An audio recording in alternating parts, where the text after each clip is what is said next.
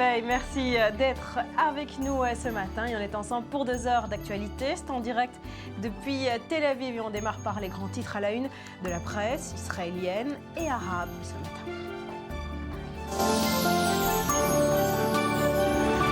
Cyril Amar, bonjour. Alors on démarre par les journaux israéliens où c'est l'euphorie. Ce matin, les journaux reviennent sur l'exploit du Maccabi Tel Aviv. Hier soir, c'était face au Real de Madrid. On parle basket, évidemment, on parle finale de l'Euroleague et cette victoire inattendue. Évidemment, et si vous n'aimez pas le jaune, Barbara, eh bien, je vous conseille de vous abstenir de lire ce matin les journaux israéliens. Les tabloïds qui ont troqué leur traditionnel rouge et noir pour revêtir les couleurs du club nation, le Maccabi Tel Aviv, car vous le savez, plus qu'une ville, c'est tout un pays qui a retenu son souffle hier lors de la finale de l'Euroleague, c'était à Milan.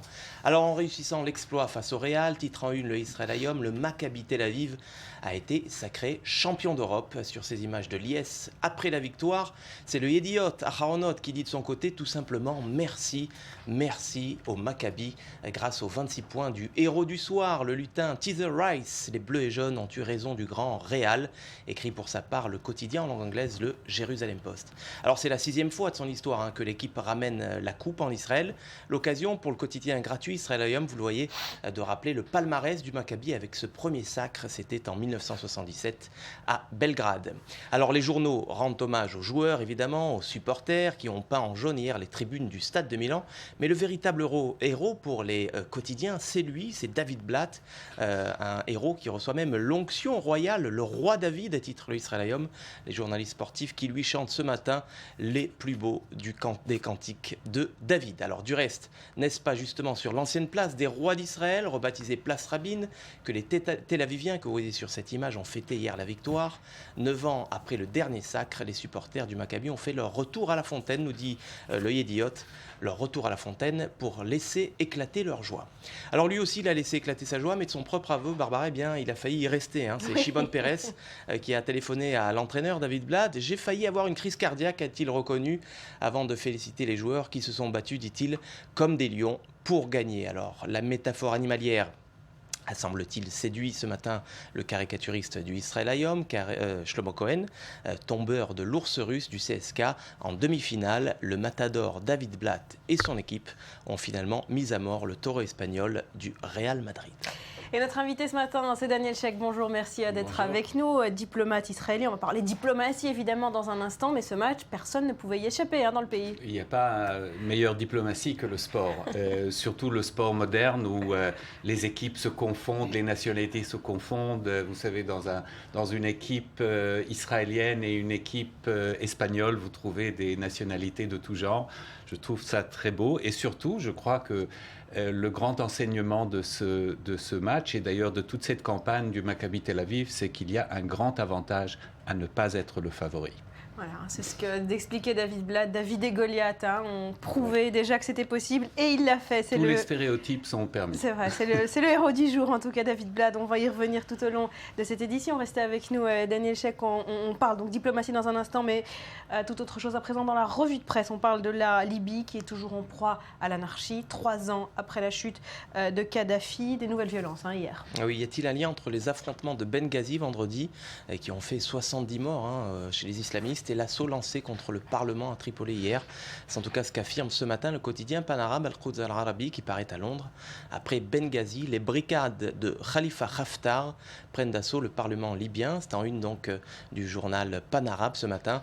Khalifa Haftar, c'est un général à la retraite qui avait pris part à la révolte contre le régime de Mouammar Kadhafi en 2011 et qui a déclaré la guerre aux islamistes, une instabilité qui a de quoi inquiéter le voisin algérien.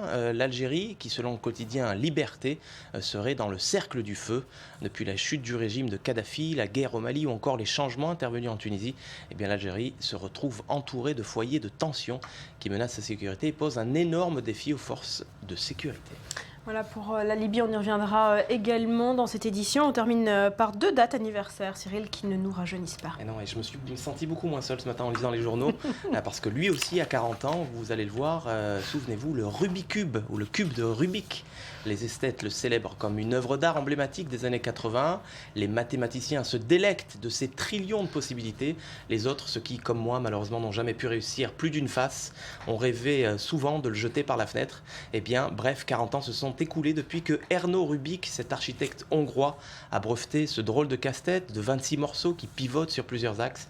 Depuis Barbara, 350 millions de cubes ont été vendus à travers le monde. C'est dire si l'architecte a eu le flair. Et puis cet autre anniversaire, planétaire également, c'est celui du chat nippon, affublé d'un ruban rose, vous le voyez. Je l'ai nommé Hello Kitty, bien sûr, vous devez certainement l'apprécier, Barbara. Évidemment, regardez-la, elle a 40 40 printemps, mais elle en paraît 4. Elle a été créée en mai 1974 par la compagnie japonaise Sanrio. Le petit chat déchaîne les passions. Alors son succès, c'est paraît-il son message intergénérationnel, plein d'amitié et d'amour, plein dans le kitsch. Toujours est-il que le chat, c'est plutôt une poule, et même une poule aux œufs d'or, parce que, tenez-vous bien Barbara, l'icône rapporte chaque année à sa compagnie 1 milliard d'euros. Daniel Check, je vous vois réagir, c'est Hello Kitty qui vous passionne à ce point? Absolument, absolument. Vous savez, je vis avec deux petites filles dans le foyer, donc Hello Kitty est une invitée régulière. De marque, évidemment. Merci Cyril, restez avec nous. Daniel, pour l'heure, le rappel des grands titres de ce lundi 19 mai.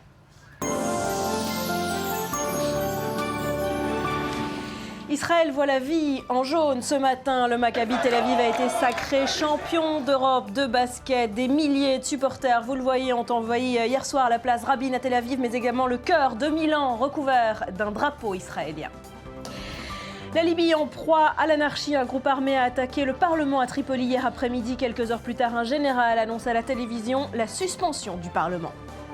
Le Mali a déclaré la guerre aux terroristes au lendemain de combats meurtriers à Kidal. Dans ce fief rebelle touareg du nord du pays, une trentaine de fonctionnaires sont toujours retenus en otage. Enfin, la Turquie a achevé ses recherches à l'intérieur de la mine de Soma. Le bilan définitif est de 301 morts. La police a également arrêté 24 personnes.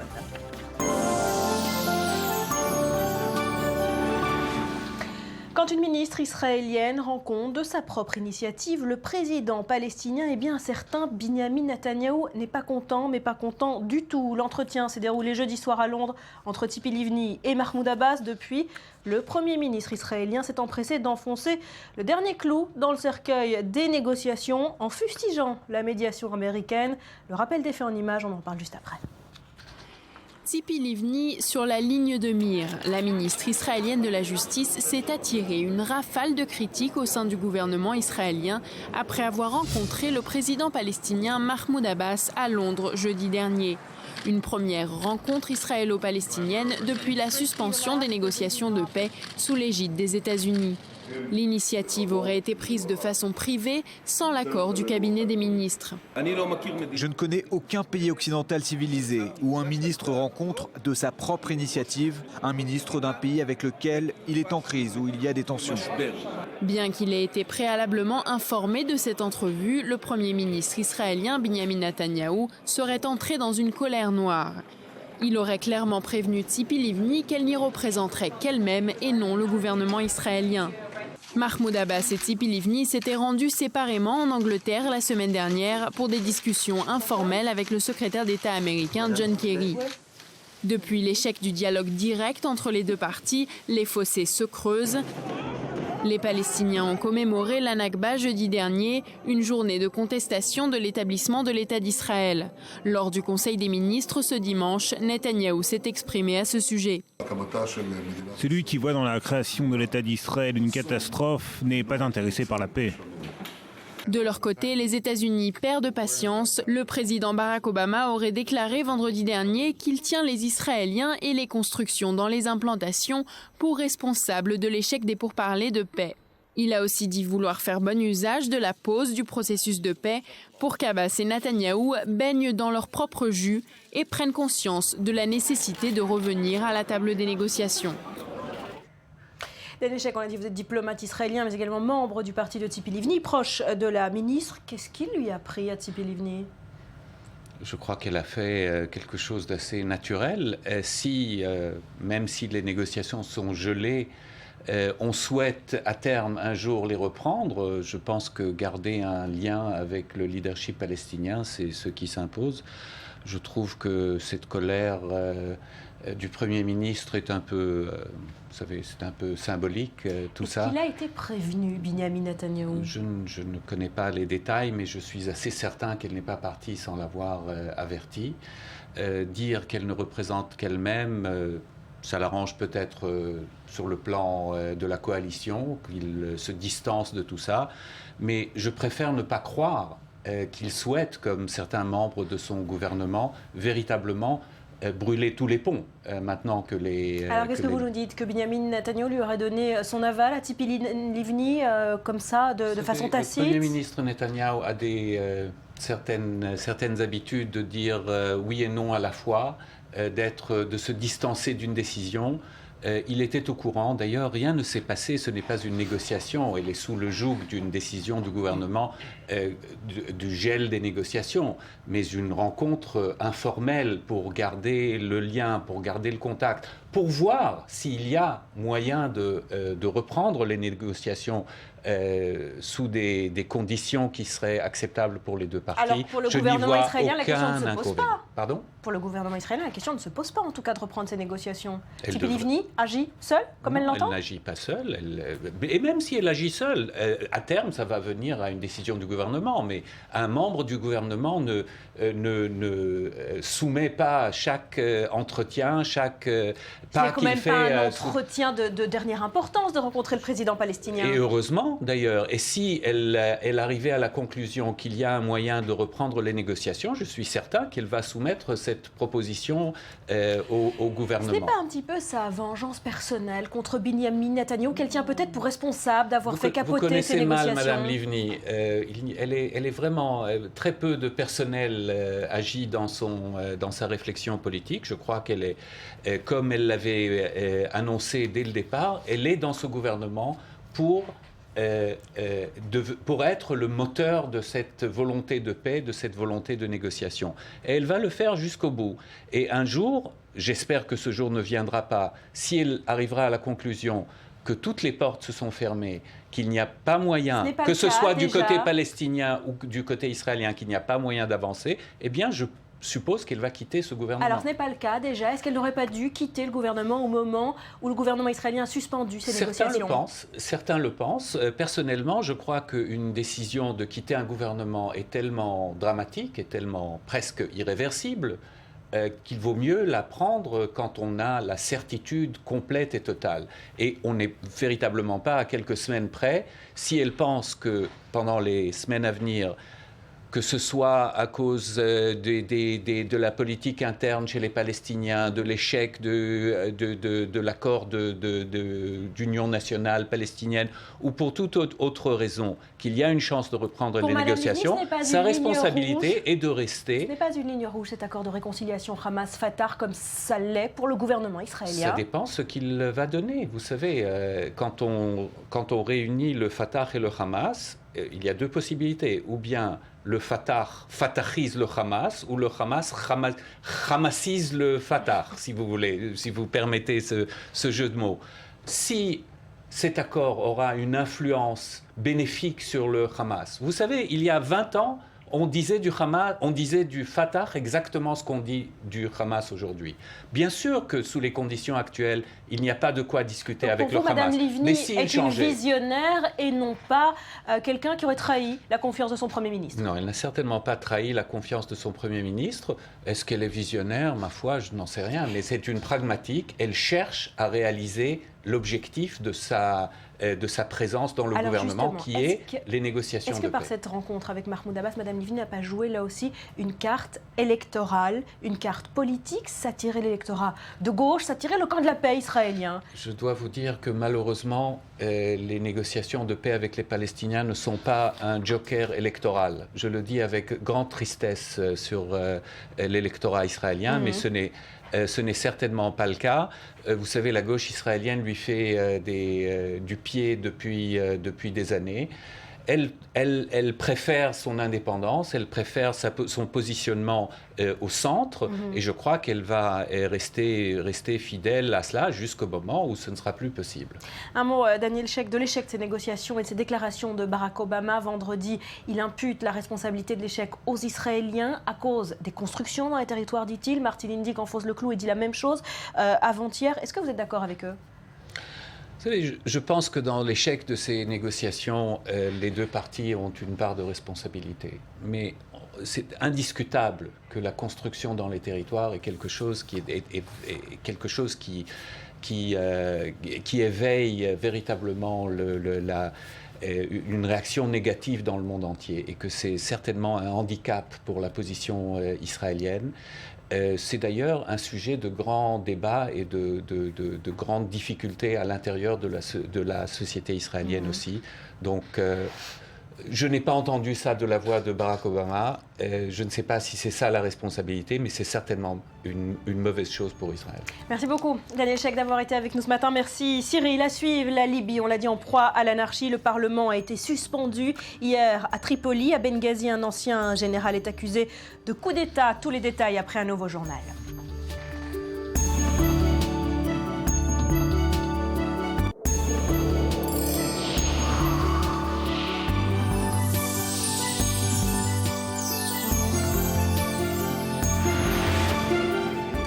Merci d'être avec nous sur le plateau du Morning. On est de retour pour cette matinée particulièrement euphorique en Israël. Les Israéliens voient la vie en jaune depuis hier soir et c'est votre cas, Boaz Bismuth. C'est vrai, le cœur jaune. Alors je dois rappeler à tous les téléspectateurs que j'étais très très déçu il y a une semaine ou 10 jours, mais ça c'est le sport. Après bien sûr la déception de mon équipe adorée en foot qui s'appelle Liverpool, sauf que je suis israélien et j'habite à Tel Aviv. Et nous avons ici une équipe de basket qui s'appelle Maccabi Tel Aviv. Et depuis très très longtemps, cette équipe rayonne dans l'Europe et a gagné hier soir pour la 6e fois, je répète pour la 6e fois, la Coupe d'Europe. Alors pour vous expliquer un petit peu à quel point ce titre est géant, eh bien, toute l'Europe attend samedi la finale de l'Euroleague de football. Eh bien, c'est pareil, sauf en basket. Donc, et en plus, c'est une équipe israélienne. Alors, je vais peut-être faire ce que vous faites, vous, d'habitude. Je montre la une de mon journal. On n'a jamais fait un journal de façon si heureuse comme hier. Aloufa Europa, champion d'Europe. C'est génial, c'est grand. Alors, une petite chose quand même, il faut expliquer. Votre journal, hein, Israël, ailleurs. Mais tous les journaux, il y a Diot, Haaretz, on l'a tout vu le dans la monde revue de fait des presse ce choses matin. énormes. Alors, juste quelque chose pour que les téléspectateurs restent avec moi et ne me prennent pas pour un fou,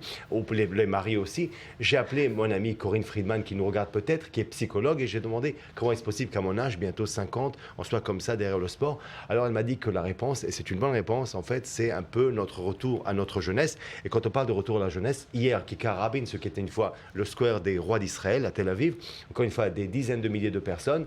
Et là-bas, ma génération, moi, qui avait 13 ans avec la première Coupe d'Europe. En 77, en 77 vous y étiez, dans les rues de Tel Aviv. Et bien voilà, alors bis repetita, c'était exactement comme en 77. L'équipe qui n'était pas censée gagner, gagne la Coupe d'Europe. Franchement, c'est génial. Les Israéliens aujourd'hui, c'est cette position d'outsider, de challenger qui finit par gagner. Ah, c'est pas seulement ça. D'abord, bien sûr, challenger. Mais hier, sur une des chaînes israéliennes, on était invités. Et dans les panels, on a parlé, bien sûr, de Olmert et des problèmes du prochain président et du logement et de tout ce que vous voulez. Puis finalement, ce n'est pas comme en France, par exemple, où vous avez la Coupe du Monde de foot et la Coupe du Monde d'handball. Et au rugby, on est numéro 2. Et au tennis, on a tout ce que vous voulez. Là, très franchement, les succès sportifs, l'homme nous a donné, si vous voulez, à notre peuple, un ballon. Un livre, pas un ballon. On a reçu un livre, donc on sait très bien lire, mais dès qu'il s'agit de jouer... C'est l'image, le cœur de Milan, recouvert par le drapeau israélien, c'est une image forte. Voilà, alors justement, cette image montre un petit peu à quel point l'équipe avait raison aujourd'hui de qualifier... Le journal L'équipe, voilà, le journal L'équipe, la Bible du sport, si vous voulez, en Europe, qui a qualifié Maccabi Tel Aviv, ou qui l'a défini comme l'équipe nation, et là, on voit exactement. Parce que juste, en France, on ne peut pas comprendre. Si Limoges gagne la Coupe d'Europe, Limoges, on va être contente. Si Antibes, on gagne, c'est Antibes qui est content. En Israël, Tel Aviv gagne, c'est à Kiryat Shmona, c'est à Eilat, c'est tout le peuple qui est content. Et c'est génial. Alors Boaz, on le voit, le sport vous passionne, mais votre vrai métier, c'est d'abord l'actu internationale. Alors, on parle de l'Inde ce matin, qui a un nouveau Premier ministre. Ouais. Et le pays signe le grand retour du nationalisme identitaire hindou. Non, je vous corrige. Maintenant, on va parler de mon hobby, qui est justement le journalisme. Mais pour être sérieux. Alors, là, si on a parlé de beaucoup d'attentes pour d'autres équipes et pas pour Tel Aviv, est-ce que vraiment le petit parti qui a gagné les élections, quand je dis petit, bien sûr, tout est relatif, est-ce que c'est réellement une surprise? Alors, Narendra Modi est le nouveau Premier ministre d'Inde. Alors, ce personnage, si vous voulez, de 63 ans, un homme d'affaires, et vous savez, en Inde, l'importance des castes, qui est issu vraiment de jeunes, ils vendaient du thé pour aider sa famille. Donc, vraiment, quelqu'un qui est issu vraiment des rangs les plus bas dans la société indienne, qui est à l'élection contre le parti du Congrès. Alors, il faut savoir que l'Inde, indépendante depuis 1947, pendant 50 ans, c'est le parti du Congrès qui règne dans le pays. Alors, qui c'est le parti du Congrès? Bien sûr, c'est les petits-enfants et les arrière-petits-enfants de Nehru et de Gandhi. Et finalement, ce parti reçoit une débâcle, une gifle énorme lors de ces élections. Et ce parti-là, maintenant qui vient de gagner, le BGP, le parti de M. Modi, n'a même pas besoin de coalition pour former un gouvernement. Donc c'est assez incroyable ce succès. Alors la question, pourquoi un tel succès? Alors il faut savoir une chose, l'Inde, 1,2 milliard de population. Un pays quand même qu'il faut quand même satisfaire toute cette population, mais un pays qui allait très très vite. Et paf, à partir des années 2000, il stagne. Et là, sa croissance aujourd'hui, ou cette année, était de 4,4%. Pour l'Inde, c'est des chiffres désastreux. C'est impossible de continuer comme ça. C'est avant tout un coup de gueule économique, cette élection de Narendra? Pas seulement, mais aussi. Et il y a aussi, bien sûr, l'Inde aujourd'hui doit se placer, doit se situer. Le monde a beaucoup changé. Le parti du Congrès, encore sa politique aussi extérieure, sa politique économique, elle a un peu stagné. Elle est un peu par rapport, bien sûr, au centenaire précédent. Et là, tout à coup, ce monsieur vient avec beaucoup d'espoir, surtout que lorsqu'il était quand même le gouverneur de son État, de l'État de Gujarat, son État avait une croissance de 2 chiffres, de 11%. Alors justement, qu'est-ce qu'on sait de cet homme, Narendra Modi? Il a un passé assez controversé, notamment pour ce qu'il a fait contre les musulmans voilà. dans son État. Alors on va parler de 2 choses, bien sûr, de relations, bien sûr, entre hindous et entre musulmans, dans une autre communauté de 14%, il faut rappeler, du pays, chrétiens 2,5% si on rappelle déjà, et puis surtout aussi les relations avec Israël qu'il ne faut pas oublier. Alors déjà, commençons sur le plan intérieur. Ouais. Ce monsieur, il ne faut pas oublier une chose, commençons par la fin, n'avait pas l'autorisation de rentrer aux États-Unis. Les Américains lui doivent l'accorder, même pas un visa. Et pourquoi? En 2001, ce monsieur est gouverneur de l'État du Gujarat. En 2002, tout début, quelques mois après, il y a des incidents assez féroces, dans lesquels plus de 1500, presque 2000 musulmans ont trouvé leur mort dans cette lutte communautaire. Certains disent que ce monsieur Modi, lorsqu'il était gouverneur, n'a pas fait grand-chose. En plus, on lui a sorti de sa jeunesse des citations assez sévères, assez dures, assez inacceptables même. Il est islamophobe ? Alors, on prétend qu'il est. Alors, sur ce point-là, je vais juste rappeler une chose.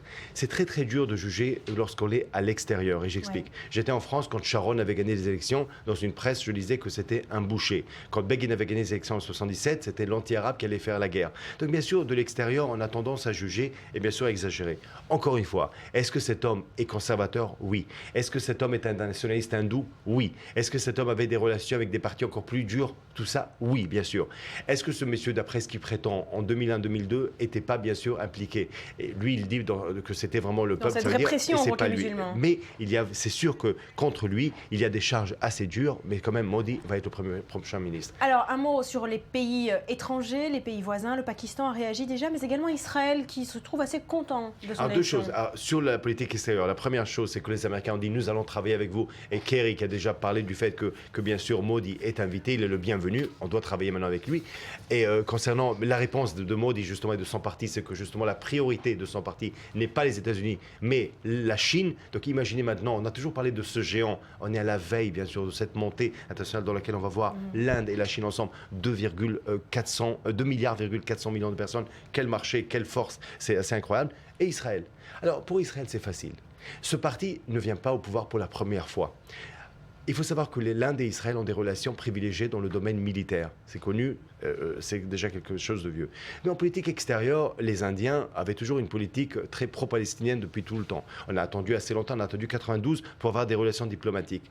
Et finalement, en 92, quand on a des relations diplomatiques, et en 2003, lorsqu'on a la première visite d'un Premier ministre israélien en Inde, dans les 2 cas, ce parti soit était très fort, soit en 2003 était au pouvoir, arbitrage en 2003. Et c'est pour ça qu'aujourd'hui, avec Modi au pouvoir, et en plus, j'ouvre une parenthèse, lorsqu'il était gouverneur du Gujarat, il venait beaucoup en Israël et les relations étaient très, très étroites. Alors, pour la première fois maintenant, on parle au ministère des Affaires étrangères comme une visite, très probablement, bientôt, une visite d'un Premier ministre indien en Israël. Donc, pour la relation Israël-Inde, c'est quelque chose de très bénéfique. Voilà. Merci beaucoup, Boaz. Merci à vous. Restez avec nous.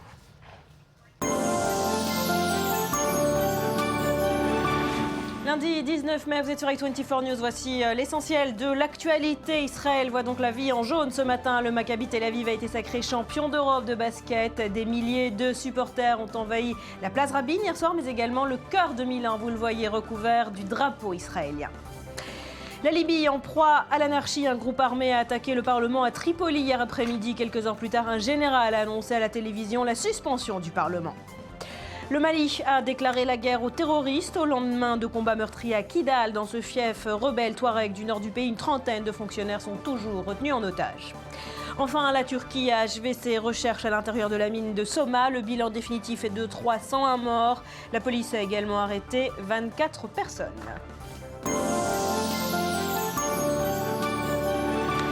Et on poursuit avec l'actu internationale qui nous préoccupe ce matin. C'est en quelques clics et c'est avec vous. Betsabé, on commence par la Libye. On l'a dit en titre, un colonel a annoncé la suspension du Parlement. Oui, pas moins. Alors il faut quand même replacer la Libye dans son contexte. Un pays où le pouvoir étatique a du mal à s'affirmer, c'est le moins qu'on puisse dire. Mais dans ce début de semaine, c'est une confusion particulière qui règne. Vendredi, je vous le rappelle, à Benghazi, il y a eu cette opération Dignité lancée contre des milices islamistes. Et puis hier, dans la capitale libyenne, vous l'avez dit, ce sont des hommes appartenant à une puissante milice de l'Ouest, cette fois-ci, qui ont attaqué le Parlement en soutien à cette opération de vendredi contre les islamistes, puisqu'ils jugent que le Parlement est lui aussi pro-islamiste. Alors, qui est à l'origine surtout de cette opération Dignité? Eh bien, un nom à retenir et dont on entendra encore sans doute beaucoup parler, c'est Khalifa Haftar. Cyril en a parlé déjà tout à l'heure, ancien général de 71 ans. Il avait participé à la révolte pour renverser Kadhafi. Encore plus tôt, en 69, il avait participé au coup d'État qui avait placé Kadhafi au pouvoir. Et aujourd'hui, il est accusé de profiter de l'anarchie pour mener un coup d'État. Il est vu par beaucoup comme un militaire avide de pouvoir, un peu trop ambitieux. Certains d'ailleurs pensent qu'il est à l'origine de l'attaque du Parlement hier. Lui prétend par contre qu'il ne fait que répondre à l'appel du peuple. Boaz, en Libye, c'est un coup d'État qui se dessine? Alors, je ne sais pas ce qui se dessine, juste un mot pour expliquer. Souvenez-vous du printemps arabe, souvenez-vous de tous ces espoirs qu'on allait voir une démocratie. Bon, on a très vite été déçus. Mais de tous ces pays quand même, je pense qu'à temps réel, on avait tous les connaisseurs, tout le monde parlait du fait que le plus dur était de créer un changement en Libye. Et pourquoi? Nous parlons d'un État dans lequel il n'y a pas réellement d'institutions. Souvenez-vous, à l'époque de Kadhafi, le drapeau tout vert, même le drapeau lui-même, il n'y avait aucun effort. Et pourquoi? Comme journaliste, après avoir visité la Libye à plusieurs reprises, y compris pendant l'époque Kadhafi et pendant le printemps arabe, c'est un pays dans lequel, très franchement, vous n'avez pas cette identité nationale. Et c'est pour ça qu'aujourd'hui, vous avez des clans et chacun se voit aujourd'hui avoir la possibilité, pas de régner réellement le pays, mais de s'approprier, si vous voulez, les richesses et les biens de ce pays. Et malheureusement, je crois que ça, c'est le grand drame. On est encore, en plus, dans une partie du continent où il y a beaucoup d'armes, beaucoup de terroristes aussi qui arrivent dans ce pays. Et c'est pour ça que je crains que si en Égypte, avec Sisi, peut-être on va retourner à la normalité. Si au Yémen, quand même, on a trouvé une certaine stabilité entre nord et sud. En Syrie, le cas est un peu compliqué. Mais en Libye, je crains que dans les années à venir, des choses comme qu'on vient de voir, des événements comme cela, on va revoir et revoir encore. Au Nigeria, Betsabé, on revient ce matin sur l'enlèvement des lycéennes par Boko Haram. Oui, avec cette interview qui est parue sur le site de RFI, qui m'a beaucoup intéressée, celle d'un sénateur qui critique l'inaction de l'armée, d'autant plus que le lycée de Chibok, où ont été enlevées les lycéennes, eh bien, fait partie de sa circonscription. Et vous allez voir, M. Ndoumé a une vision de ces événements qui secouent le Nigeria assez incisive.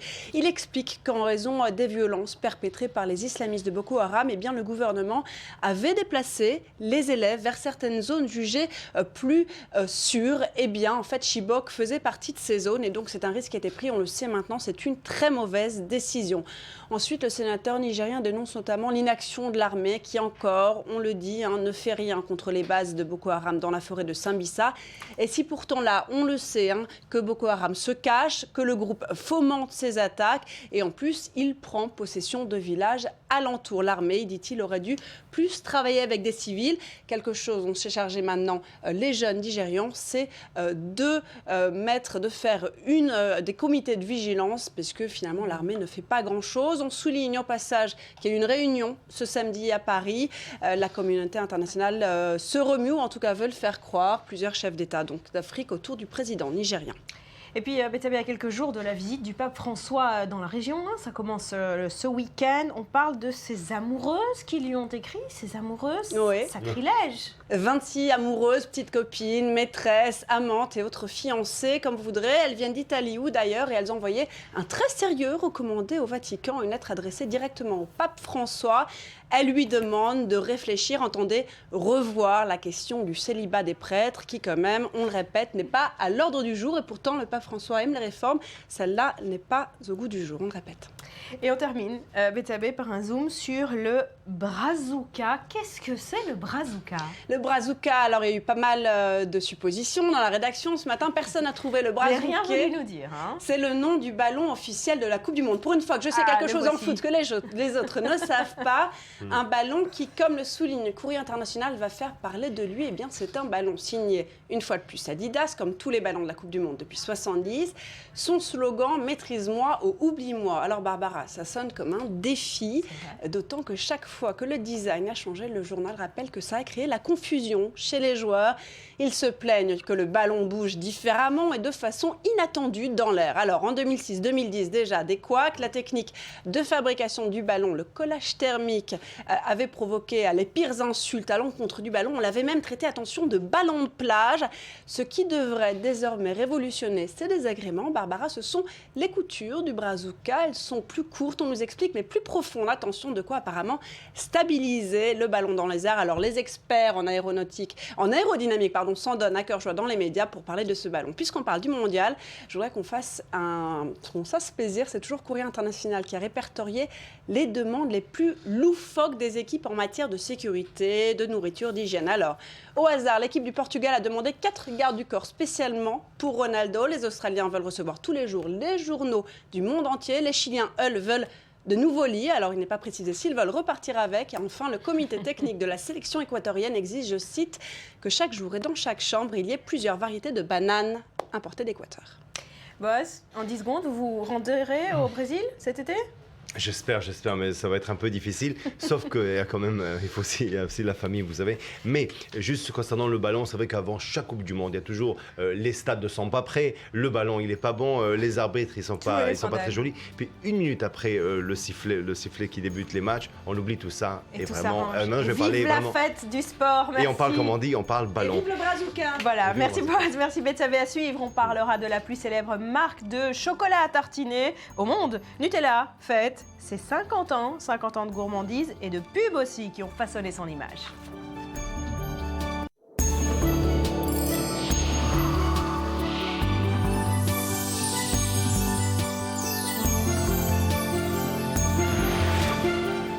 Les Israéliens n'ont qu'un mot à la bouche, Maccabi Tel Aviv. C'est la grande victoire de ce club haut en couleur, le jaune en particulier ce matin. Ça s'est passé hier soir à Milan et tout le pays a été tenu en haleine devant son poste de télévision. Hier soir ensuite, la joie, l'euphorie a éclaté dans les rues de la ville. On en parle avec vous, Sarah Koskiewicz. Vous êtes notre spécialiste basket à i24 News. Merci d'être avec nous. Bonjour. Merci à vous. Merci. Et on en parle avec vous, Nir Benissi. Vous êtes ancien joueur professionnel, vous avez fait une carrière en France, vous êtes israélien. Tout à fait. Alors Sarah, d'abord un mot de ce match surprenant. Un match surprenant, exceptionnel, une victoire et une finale complètement intense, vraiment très surprenant. Il faut savoir que c'est la 6e fois que le Maccabi gagne dans l'histoire, gagne l'Euroleague, et c'était face surtout à l'ogre Real Madrid. C'était vraiment presque inespéré pour le Maccabi qui partait pas tout à fait favori sur cette finale. Est-ce que vous aussi vous êtes rongé les ongles pendant toute la finale? Je me suis rongé. C'était très serré. Hein. Ça a été très serré. Alors d'abord, on va parler un petit peu de score parce que c'est aussi ça le sport. Le Maccabi s'est imposé sur 98-86 en prolongation, mais jusqu'à la fin du temps réglementaire. Il faut savoir que le Maccabi et le Real étaient à égalité. En fait, le Maccabi menait de 4 points, puis sur les 58 dernières secondes, si je ne dis pas de bêtises, ils ont égalisé, donc 5 minutes de prolongation. Et là, Tyrese Rice, le meneur du Maccabi, qui est aussi le MVP, le meilleur joueur de ce match et le héros de ce match, a marqué 14 de ses 26 points. Donc c'était... évidemment que je me suis rongé les ongles pour répondre à votre question. Je me suis rongé les ongles. Vous aussi, Nir? Tout à fait, on est resté comme ça, figé devant notre écran, et c'était vraiment inattendu cette victoire. Si serré, à votre avis? Pour moi, c'est si serré. Il ne faut pas oublier non plus qu'on a été mené et en demi-finale, 15 points, et en 11 points d'écart, et retournement de situation. À la dernière seconde, je vous explique pourquoi. C'est le mental. C'est le mental. Le mental que David Blatt nous a amené à cette équipe de Maccabi Tel Aviv. C'est que le mental. Parce que l'équipe de Real est supérieure. Quand vous dites ogre européen, c'est une équipe qui était vraiment... On y croit jusqu'au bout. Mais bien sûr, on y croit jusqu'au bout. Quand on joue au basket, il faut amener notre valeur supérieur à l'équipe technique qui est le Real de Madrid. Et c'est dans la tête. Et dans la tête, ça veut dire qu'on nous amène notre mental et cette mentalité que David Blatt nous a amené pour les joueurs. Pour moi, c'est le général. C'est le général de cette équipe-là. On va en reparler dans un instant, mais vous le disiez, hein, Sarah, le Maccabi n'était pas du tout favori avant le match. Hein. Challenger, outsider, quoi. Complètement. Alors, en quart de finale, déjà, ça a été une surprise de le voir gagner. En demi-finale, on ne parle plus de miracle. C'était complètement inespéré. Les dernières secondes du match face au SCK Moscou. Le stress jusqu'au bout, vendredi soir. Vendredi soir, on regardait le match. Et puis on se dit, alors d'abord le match a fait le tour d'internet, il faut quand même le savoir tellement c'était surprenant. Et puis toujours Tyrese Rice a marqué les points décisifs de ce match. Mais personne n'y croyait. Et même arrivé hier en finale, on se disait, bon, c'est quand même le Real Madrid. Hein, Et c'est Tyrese Rice, c'était vraiment sur l'avion. Hein. C'est-à-dire que lui, au mois de novembre, on pensait se débarrasser de ce joueur-là. Ce joueur-là était un joueur au Bayern l'année dernière, un fiasco total. Cette année-là, il arrive à Maccabi et bien évidemment, avec cette non-réussite au début de l'année. Ouais. Alors, qu'est-ce qu'il a fait se révéler comme ça, à votre avis ? Pour moi, il a cru en lui. Et c'est David Blatt, l'entraîneur aussi, qui a cru, lui, qui a donné confiance. Et puis, en demi-finale, pour moi, il y a 2 héros aussi. Il y a un héros qui est le David Blatt et il y a aussi David Blue. Ouais. David Blue a 34 ans. Ouais. Le mec, avec un sang-froid, et shooter exceptionnel hors norme à 3 points. Il a fait quelques fautes hier soir, mais bon, on était tellement dans l'euphorie du match qu'on lui pardonnait. Et les arbitres aussi ont été assez laxistes. Alors, on a beaucoup parlé de mental. À partir de quand, dans la tête des joueurs, dans la tête de David Blatt, ça change, on commence à y croire et à se voir comme ça, champion d'Europe ? Alors, je pense que ça s'est passé au moment des quarts de finale, donc face à l'Emporio Armani Milan. Milan voulait absolument faire partie des Final Four, donc des 4 demi-finalistes, et se voyaient quand même plutôt bien jouer dans leur ville, sur leur parquet, et puis se sont fait battre. Et c'est à ce moment-là que Shimon Mizrahi, qui est le président du Maccabi, et Alex Tayus se sont rendus compte, Alex Tayus qui est à l'intérieur du Maccabi, je vous parle comme si vous connaissiez tous les joueurs. Comme si voilà. Je n'y connaissais rien, je n'y connais rien. Et vraiment, même à la fin du match, Shimon Mizrahi a dit à nos collègues journalistes que là, il y croyait et que là, il se passait quelque chose vraiment pour le Maccabi. Le Maccabi qui non plus n'est pas à sa première victoire. Donc, Alors, 6 victoires pour le Maccabi Tel Aviv depuis le lancement de ce format de l'Euroleague. La première, c'était en 77. Tout le pays en parle encore. Ça a marqué les annales. Tal Brody. Évidemment, Tal Brody. Clé, on est sur le... Allez-y, dites-le. Ouais, c'est la phrase clé. On est sur le on est sur le terrain. Voilà. C'est Brody qui l'a dit. On est sur le terrain cette année aussi. Alors, Maccabi n'avait plus remporté ce titre depuis 9 ans, 2005. Qu'est-ce qui a changé cette année ? Ce qui a changé cette année, c'est que je ne sais pas ce qui s'est vraiment passé dans la tête du Maccabi, mais c'est vrai que ça faisait un moment qu'il voulait récupérer le sacre d'une victoire parce que ça reste quand même une très grande équipe, avec énormément de victoires. C'est pas une petite équipe, c'est une des plus grandes équipes d'Europe. Finalement, c'est les deuxièmes, grâce à cette victoire hier soir, c'est la deuxième équipe avec le plus de victoires en finale d'Euroleague et juste après le Real Madrid. Donc c'est pas très surprenant parce que ça a toujours été une équipe vraiment de battants. Tout à fait ça. C'est un phénomène Maccabi. Maccabi, c'était une expérience. Pour moi, si je peux comparer comme les grands ogres du football, c'est le Barça, c'est le Manchester, c'est Maccabi Tel Aviv. Tout le monde connaît le Maccabi. Nir, c'est ce que vous nous disiez, c'est qu'il n'y a pas de star à Maccabi. C'est ce qui crée l'esprit d'équipe. Exact. C'est cette compatibilité, c'est un groupe. C'est un groupe, il n'y a pas des individuels. Dans tous regardez tous les anciens victoires, si c'est Maccabi, si c'est d'Olympiakos, si c'est chaque équipe qui a gagné, il y avait toujours une star. Même à Limoges à l'époque, il y avait une star. Michael Young était une star. Et donc aujourd'hui, il n'y a pas de star à Maccabi. C'est une équipe. C'est une équipe C'est une équipe et des supporters aussi, il faut que je le rappelle. Alors là, les supporters, franchement, ils y sont pour quelque chose 10 000 personnes qui vous poussent derrière avec le bruit qu'ils ont fait. Des avions affrétés spécialement, des Israéliens qui partent à Milan pour la finale. Mais c'est de la folie, ça veut dire qu'aujourd'hui, le vendredi, il y avait 8 000 personnes. Entre vendredi et samedi, 2 000 personnes ont payé un prix fou pour participer à cette finale. On voit ce drapeau israélien au cœur de Milan, on le répète, c'est une image très forte, ça veut tout dire de cette équipe. Tout à fait. Voilà, ces supporters-là, pour moi, c'est le 6e joueur. Alors Sarah, pour finir un mot, on l'a dit, sur le héros du jour, c'est sans conteste David Blatt, qui a même reçu le coup de fil du président Shimon Peres. Excusez-nous du peu, effectivement, Barbara.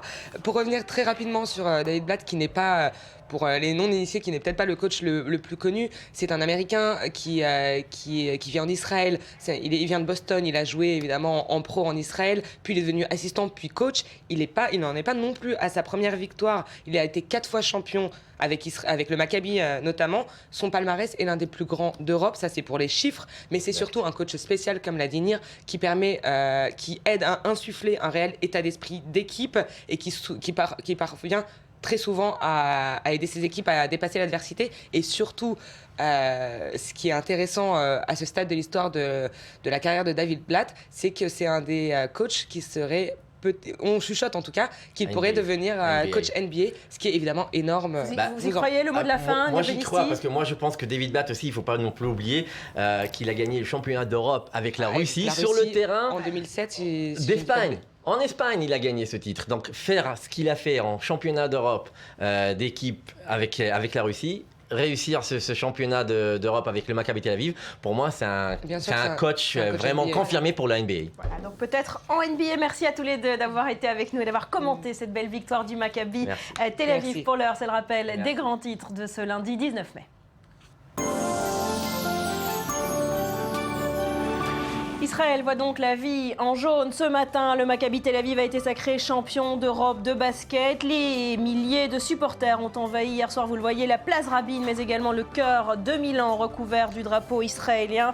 Le président Peres a téléphoné à l'entraîneur, le héros du jour, David Blatt, en lui disant « J'ai presque fait un infarctus ». Le match a en effet été très serré, mais les Israéliens ont fini par s'imposer 98-86 face au Real Madrid.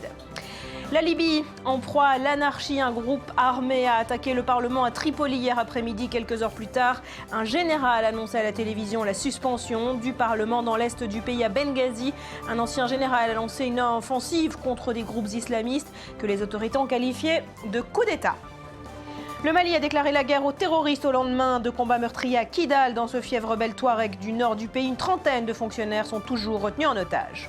Enfin, la Turquie a achevé ses recherches à l'intérieur de la mine de Soma. Le bilan définitif est de 301 morts. La police a également arrêté 24 personnes.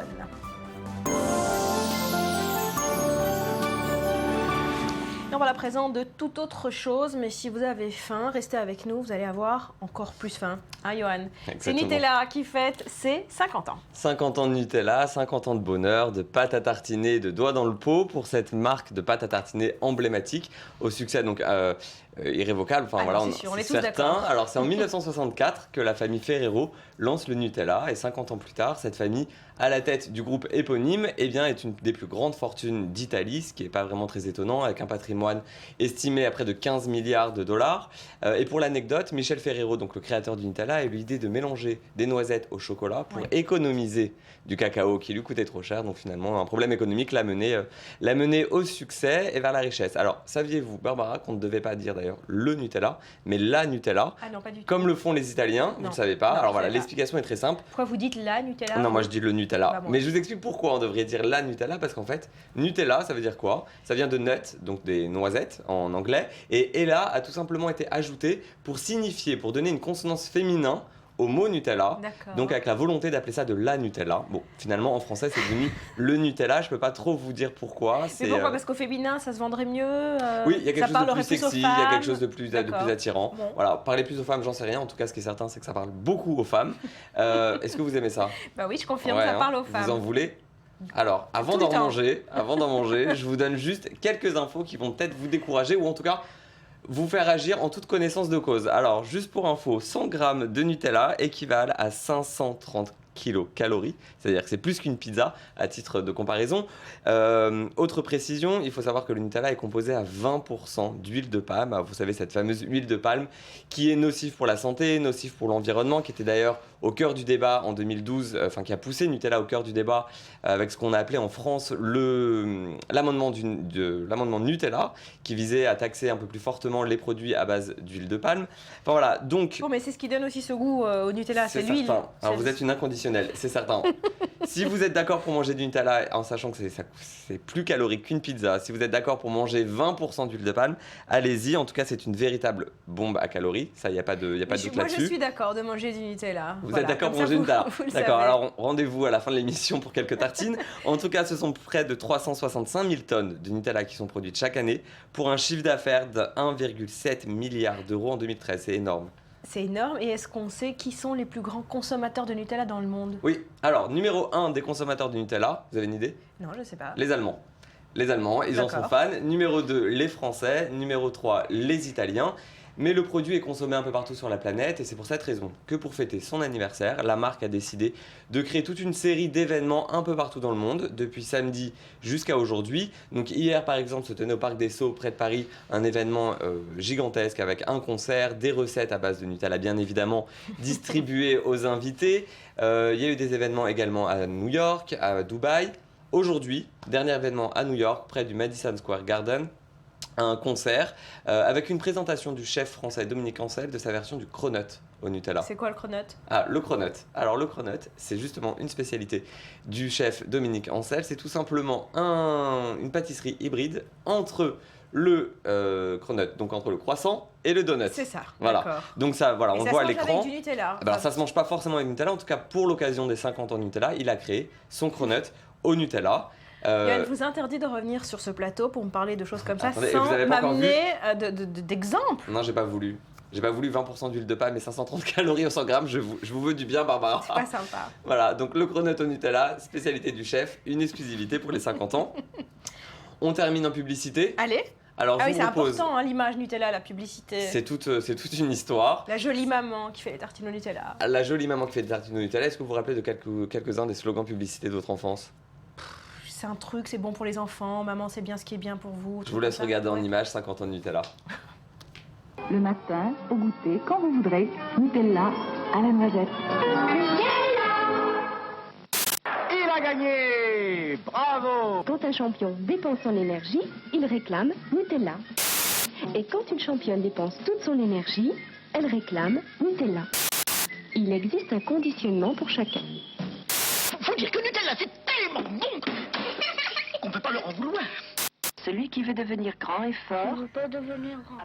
Voilà, alors on remarquera qu'on ne parle pas du tout des calories, de l'huile de palme et de tout ça. On ne nous montre même pas de doigts dans les pots, mais en tout cas, c'est très bien comme ça. Ça marche. Merci beaucoup, Yoann, d'être venu nous en parler. À suivre dans le Morning, juste après un nouveau journal. On suivra de près, évidemment, l'actualité cannoise, tous les événements qui ont marqué le festival ce week-end. Ce sera en images après un nouveau journal. Restez avec nous.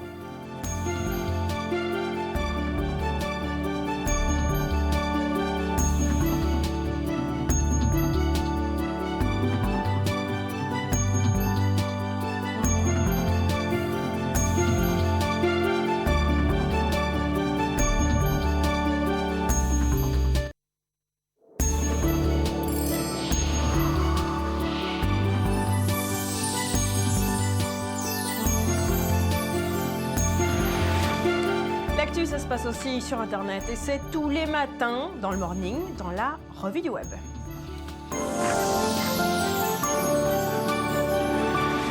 Rudy, bonjour. Bonjour Barbara. Est-ce que le web a tremblé hier soir aussi pendant le match du Maccabi Tel Aviv? Plus que ça, Barbara, vers 23h, peu nombreux étaient les comptes Facebook et Twitter en Israël qui ne s'enflammaient pas pour la victoire du Maccabi. Alors vous l'avez dit dans ce Morning, un match énorme en intensité et en suspense. Tout le pays a vécu hier au rythme de la balle orange. Hier a commencé par le Premier ministre Benjamin Netanyahou qu'on voit sur son compte Facebook dans la soirée avec cette photo dans laquelle il savoure ce match. Ambiance encore plus animée du côté du président israélien Shimon Peres qui a avoué à David Blatt au téléphone, l'entraîneur du Maccabi Tel Aviv, qu'il lui avait presque donné une crise cardiaque à 90 ans. Le président israélien qui félicitait le Maccabi pour sa victoire en Euroleague et l'entraîneur du Maccabi lui a répondu que c'était une sorte de cadeau pour saluer sa présence qui va bientôt prendre fin. C'est ça. Alors voilà, pour les dirigeants israéliens qui étaient de la fête, mais bon, ça s'est surtout passé dans la rue, la fête. Oui, la nuit a été très très courte, du côté notamment de la place Rabin, concert de klaxons et ambiance bon enfant. Le pays était jaune et bleu hier, a commencé donc, vous l'avez montré, par la mairie de Tel Aviv qui était éclairée aux couleurs des désormais champions d'Europe de basket. Et ce tweet de Père Nicole, envoyé à quelques minutes du dénouement depuis Jérusalem, a dit: le Maccabi Tel Aviv mène de 2 points, une finale d'Euroleague hyper serrée, a hurlé pour du sport dehors. On a presque l'air d'être un pays normal, un pays qui, je vous le disais, a vécu au rythme du basket. Regardez cette vidéo partagée sur Facebook hier, c'était à Jaffa, à quelques mètres d'ici, en plein mariage. À ce moment-là, le DJ annonce la victoire du Maccabi et regardez ce qui se passe.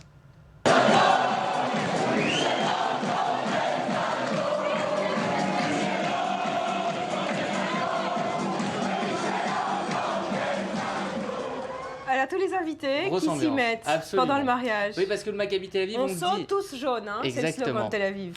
Et la lumière qui s'est mise aussi en jaune. Alors le Maccabi Tel Aviv, on l'appelle dans le monde du sport le club nation sur qui repose toute la fierté israélienne. Eh bien, le site Rotor.net est allé plus loin et dans ce sens hier. Regardez l'entraîneur David Blatt et ses joueurs qui ont remplacé les héros de la guerre des 6 jours dans la photo célèbre. Alors pour terminer cette page sur la victoire du Maccabi, il y a une chose qui a marqué les téléspectateurs qui ont regardé le match hier, c'est l'omniprésence des fans jaunes et bleus dans l'arène à Milan. C'est ce que le compte Twitter du Maccabi Tel Aviv a pensé à eux avec ce premier tweet officiel. Nous aimerions remercier les 9500 fans du Maccabi venus du monde entier au Forum de Milan pour nous supporter. Vous êtes les meilleurs fans du monde. Ils étaient près de 10 000, vous l'avez dit, à avoir fait le déplacement jusqu'à Milan. Et ça faisait beaucoup de bruit. Ça a aidé l'équipe, ils l'ont tous dit, les joueurs. Allez, on change d'ambiance, nettement moins réjouissant. La situation en Libye où le chaos règne dans le pays. Oui, les internautes parlent tout simplement d'un coup d'État, vous allez le voir dans un instant. Mais avant cela,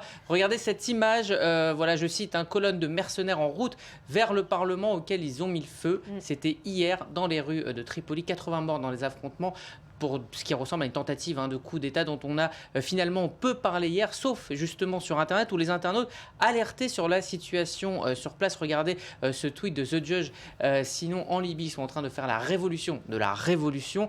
Pour Lamia, c'était un coup d'État in process, c'est-à-dire en cours, 60% selon elle. Et Max Parker qui nous dit que pendant ce temps, la Libye est à nouveau confrontée à un coup d'État militaire mené par un général-colonel. Et ce général-colonel, on le retrouve beaucoup en photo sur Twitter quand on cherche des informations sur la Libye. Eh bien, c'est Khalifa Belkacem. Il est général à la retraite et il n'en est pas à son coup d'essai. En février dernier déjà, il avait annoncé une initiative visant à suspendre les autorités de transition au pouvoir depuis la chute de Kadhafi. C'était en 2011, donc à suivre sur Internet aussi. Voilà, une fois de plus, une révolution qui se joue aussi sur Internet. On la suivra avec vous évidemment, Rudy. Et puis on parle également ce matin sur Internet d'une photo qui fait scandale. Oui, ça faisait longtemps, Barbara, que je ne vous avais pas parlé de la NSA et de ses révélations à répétition. Eh bien, ce matin, c'est une photo accablante qui fait l'événement, qui a été publié sur le site américain Ars Technica et c'est sorti d'un livre de révélation. Elle date de 2010. Alors on y voit les employés d'un des départements de la NSA, baptisé le Tailored Access Operation.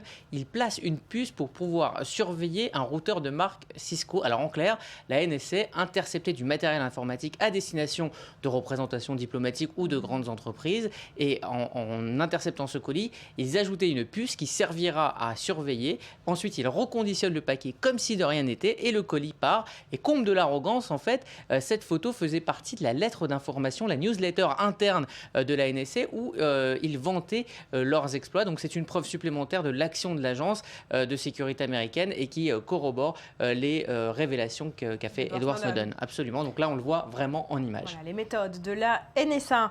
Allez, on continue avec la vidéo de chat du moment qui est incontournable sur Internet. C'était pour me faire plaisir ce Absolument, matin. on va rentrer un peu dans les coulisses du morning. Alors en fin de semaine dernière, vous m'aviez rappelé à l'ordre, hors antenne, pour ne pas avoir diffusé une vidéo de chat sauvant un enfant d'une attaque féroce de chien. Alors je vous avais dit que c'était pas important, que c'était pas un buzz important. Eh bien, mea culpa, j'ai eu tort. Vous avez flairé la vidéo buzz du week-end. On va la regarder. Absolument. Alors regardez, ça se passe à Bakersfield en Californie. Ce chien, qui va attaquer sauvagement le petit Jérémy. Alors c'est sans la bravoure du chat qui a littéralement sauvé la vie du petit, qui s'en sortira quand même avec 10 points de suture et 2,5 millions de vues sur Internet. Pour une fois qu'un chat sert à quelque chose sur Oui, Internet. je crois que c'est pour ça que vous vouliez absolument mettre cette vidéo, mais vous aviez raison. Allez, on va parler de cinéma dans un instant avec vous, Laetitia. C'est l'actu du Festival de Cannes, comme tous les matins. Mais avant cela, le détournement du jour, Rudy, il concerne Batman. Alors jeudi dernier, c'était Carter avec sa banane qui avait fait le tour du web. Voici Batman, mais Batman triste, c'est le même de la journée. Donc la photo détournée, à la base, il y a cette première image du prochain Batman tweetée par le réalisateur du film, Zack Snyder. On y voit Ben Affleck avec cet air très triste. Il n'en fallait pas plus pour donner naissance à Sad Batman, le Batman triste. Alors on commence ce festival de détournement avec Sad Batman qui s'ennuie dans un parc d'attractions. Il n'a pas l'air de trop prendre de plaisir, ou qui est aux prises avec une notice de meubles Ikea, un instant de solitude pas facile pour que l'on a personne. tous vécu, tous connu.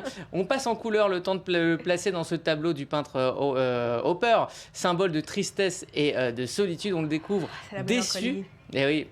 On va le voir déçu de la prochaine Batmobile, qui ne semble pas être à la hauteur de ses espérances au niveau des équipements. Et enfin, le summum de la tristesse pour Batman, c'est quand se termine le morning et que Barbara dit son fameux « portez-vous bien ». Imaginez 22 heures à attendre avant de vous retrouver à l'antenne. C'est long pour Batman. Barbara. Oh, il est triste, le pauvre Batman. Rudy, merci d'exister. Je vous en prie.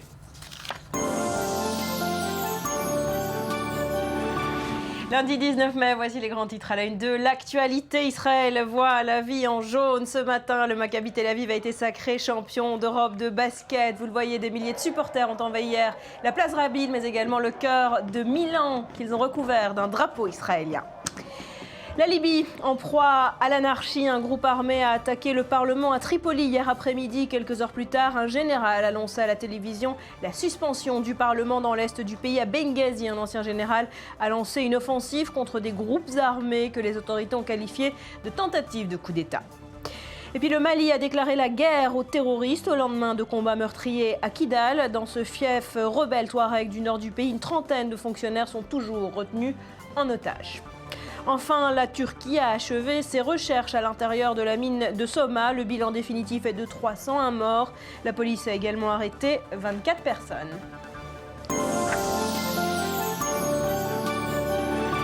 Et avant de parler cinéma et du festival de Cannes, un mot de théâtre à présent. À l'affiche en ce moment à Amsterdam, une pièce qui fait beaucoup de bruit. Elle est consacrée au journal d'Anne Frank et l'affiche a été recouverte de graffitis antisémites. Daniel Campos avec Sandy Fortis reviennent sur les différentes façons qu'ont les médias de revisiter ce fameux journal. Une nouvelle pièce sur l'histoire d'Anne Frank bientôt sur les planches à Amsterdam. Un spectacle avec une nouvelle approche du personnage d'Anne Frank qui s'éloigne du portrait habituel de cette jeune fille, essayant de vivre sa vie tout en se cachant dans un espace réduit. Anne serait la première pièce de théâtre adaptée d'une version non éditée du célèbre journal, écrite par la jeune fille juive qui s'est cachée des nazis avec sa famille dans une annexe secrète à Amsterdam avant d'être tuée en 1945 dans un camp de concentration. L'intrigue de cette pièce, c'est la jeune fille elle-même. Tout le monde a sa propre image d'Anne Frank, tout le monde ressent quelque chose pour elle, et elle disparaît. J'ai essayé de mettre en avant la jeune fille qui vit, qui est parfois ennuyeuse, simplement une adolescente qui grandit et qui ressent toutes sortes d'émotions. Une ado normale en somme. Reproduire une image complète de la jeune fille avec tout ce qu'elle ressent est assez complexe puisque son père Otto a supprimé plusieurs passages du journal où elle décrit sa découverte de la sexualité. Cette version du journal d'Anne Frank, traduite en 60 langues, a été lue par des millions de personnes, mais il en existe d'autres, devenues particulièrement populaires ces dernières années. Parfois, je me dis, sortez-moi de là, je ne peux plus rester enfermée avec tous ces gens. Mais évidemment, ce n'est rien comparé à tout ce qu'ils ont dû subir pendant 2 ans. Mais ça vous donne une idée de ce qu'elle a dû endurer. 70 ans ont passé depuis la mort de la jeune fille de 15 ans au camp de Bergen-Belsen. L'histoire d'Anne Frank continue toutefois d'inspirer les artistes. En dehors des nombreuses éditions de son journal, cette partie de sa vie est racontée sous toutes les formes dans tous les pays. On compte notamment plusieurs longs métrages comme le film Le journal d'Anne Frank qui a remporté un Academy Award en 1959 ou encore le documentaire Anne Frank Remembered en 1995. En 1999, un réalisateur japonais, Akinori Nagaoka, a également créé sa version animée du journal intime. Et l'année dernière, Harry Folman, le réalisateur israélien de Valse avec Bachir, a annoncé que son prochain projet serait un film d'animation inspiré de l'histoire d'Anne Frank, son but étant de perpétuer son souvenir pour les jeunes générations. Une chose est sûre, l'histoire d'Anne Frank ne tombera pas dans l'oubli.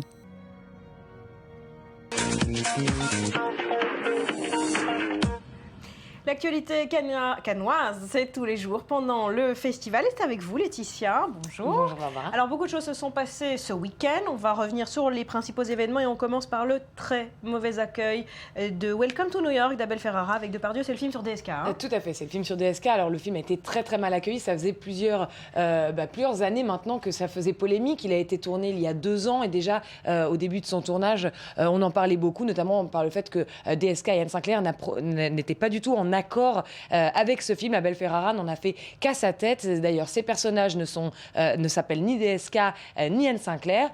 Le film a finalement été projeté dans la nuit du 16 au 17 mai dans des cinémas en dehors du Festival de Cannes, de cinéma de quartier. Alors, l'accueil n'a pas été bon, mais par contre, le rendez-vous y était. Tout Cannes s'est rué dans la salle. La présence marquante de Mickey Rourke et de Claude Lelouch, entre autres.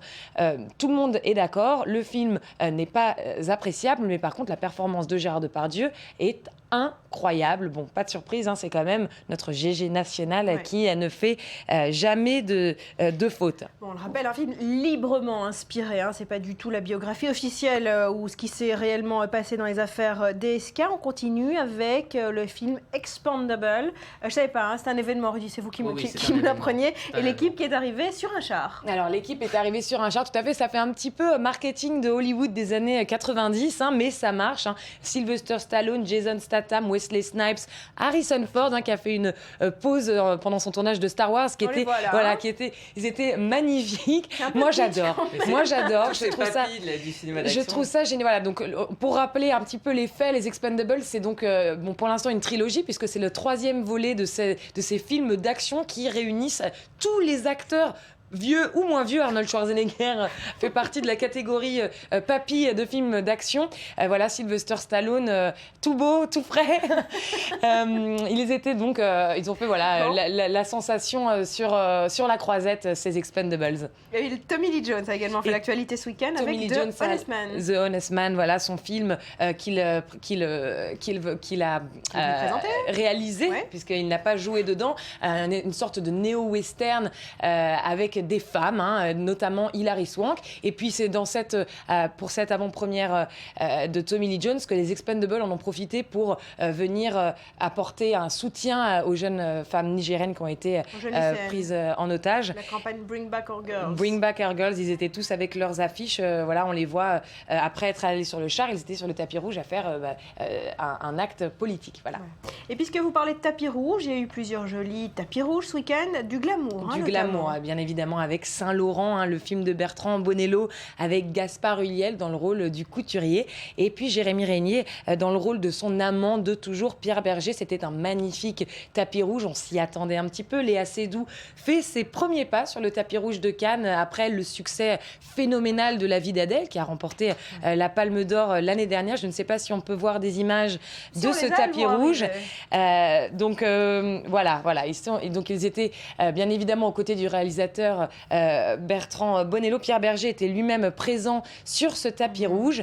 C'est un film qui a attiré pas seulement donc ce magnifique casting, mais aussi beaucoup d'autres célébrités, notamment Salma Hayek, qui elle aussi en a profité pour participer à la campagne Bring Back Our Girl. Et elle était aux côtés de, écoutez bien, Julie Gaillet, qui finalement finalement s'est fait discrète depuis l'histoire, le scandale de son histoire amoureuse, sa liaison avec le président de la République. Voilà, Julie Gaillet qui était très sobre et qui s'est mise de côté, qui s'est joint à la campagne. On doit s'arrêter là, on dira juste que c'est David Cronenberg qui est en compétition ce soir. Avec Maps to the Star. On en parlera demain. Oui. Merci Laetitia, merci Rudy, merci à vous de choisir le morning tous les matins pour vous informer. Passez une très belle journée, portez-vous bien.